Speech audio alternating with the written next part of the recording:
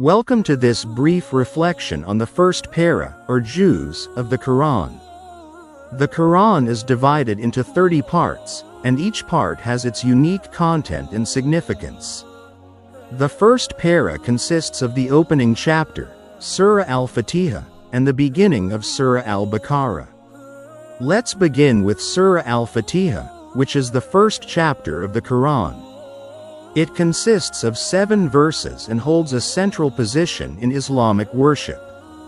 Surah Al-Fatiha is often referred to as the essence of the Quran, as it encapsulates the core themes of the entire holy book.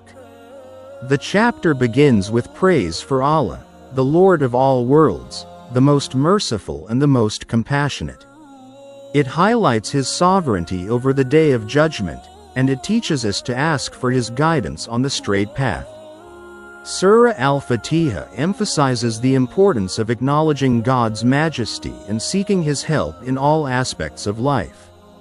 This surah is so important that it is recited in every unit of the Muslim prayer salah, signifying its foundational role in daily worship. Moving forward, the first para transitions into Surah Al-Baqarah, the second chapter of the Quran. Surah Al-Baqarah is the longest surah in the Quran and covers a wide range of topics, but the first few verses are very special. The first 2 verses of Surah Al-Baqarah outline the guidance for the believers. Allah begins by describing the Quran as a book of guidance for those who are conscious of Him, or muttaqin. It is not just a book of stories or laws, but a manual for living a life in accordance with divine will. The 3rd verse mentions the importance of believing in the unseen, performing regular prayers, and giving charity. This emphasizes the core practices of faith in Islam: belief, worship, and social responsibility. Next, we encounter a powerful verse, the verse that speaks about the muttaqin, the believers.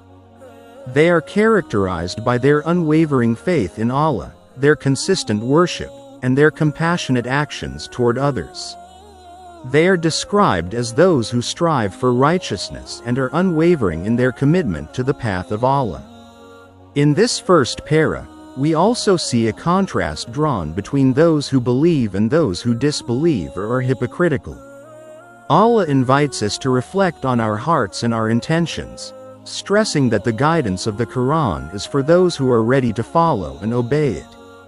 Finally, the first para sets the tone for the rest of the Quran, highlighting the significance of guidance, faith, and action. It calls us to reflect on our relationship with Allah, and it challenges us to move beyond mere words and into meaningful, righteous actions.